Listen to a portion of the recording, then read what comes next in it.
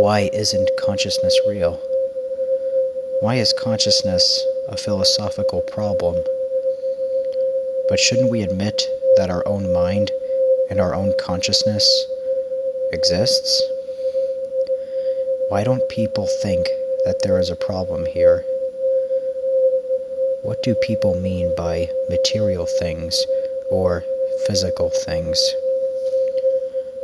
Should we not first discuss the relationship between the perceived brain and the physical brain?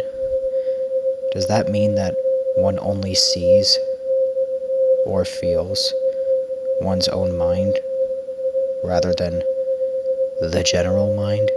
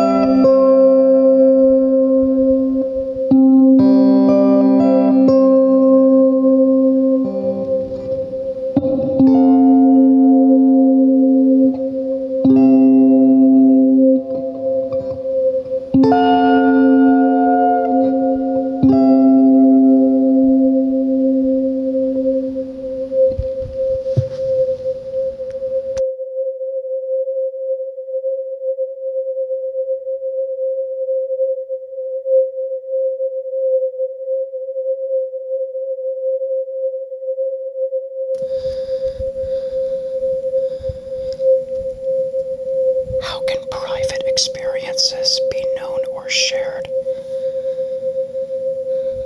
Is it really necessary to say mind if the idea is that there is no such thing as the mind? Why does everyone else believe that there is something we can call a general mind? What is it for there to be such a relationship between brain and consciousness in the first place? Where are we to find consciousness produced by the brain? Why do humans try to gain comfort by taking the case of brain-based consciousness relation to be a mere instance of relations commonly found in the world? What is occurring in consciousness? Can the sensation of sourness be explained based on its similarity to something in the external world?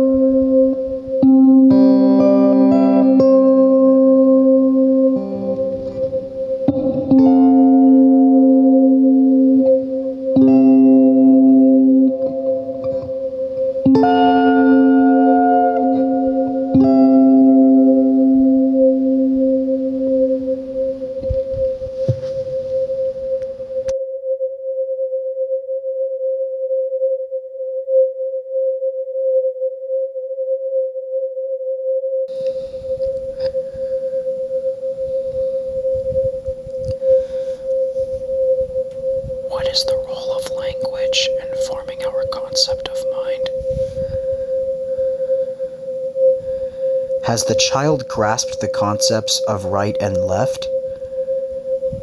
Is there anyone red, green, inverted? Is it by no means possible to know whether the color or taste I experience is the same as what is experienced by the other person? Why does it still seem that qualia exist? Is the mind real? Is consciousness real? What is meant by actually now?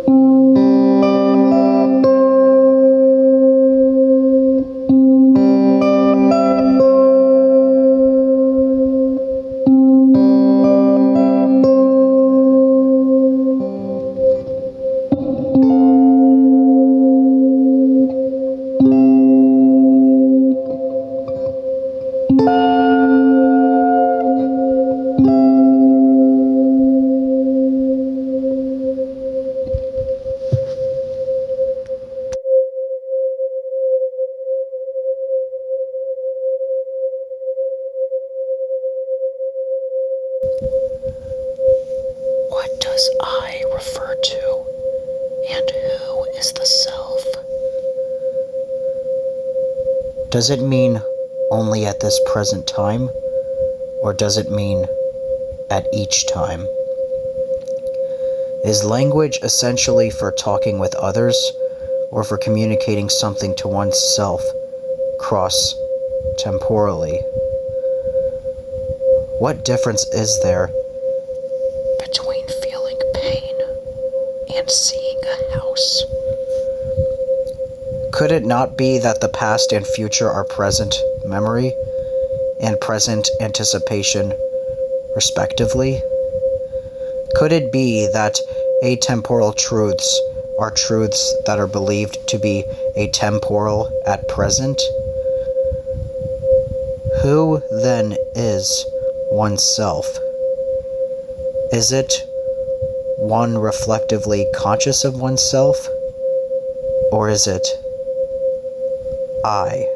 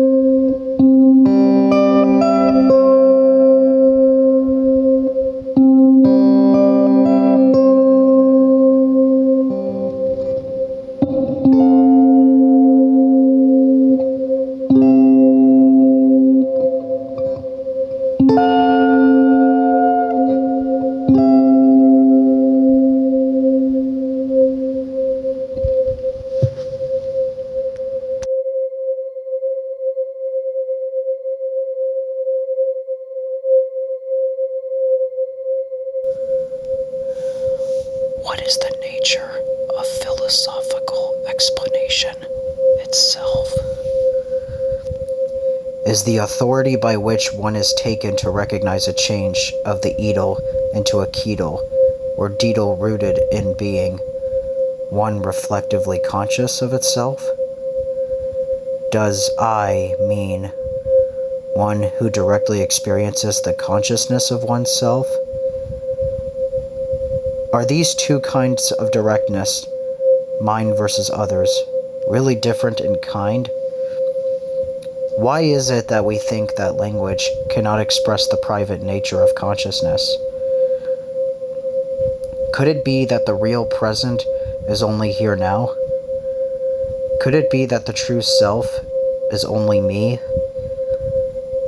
If there were aliens engaged in human-like activities, could it be possible that they entirely lacked consciousness?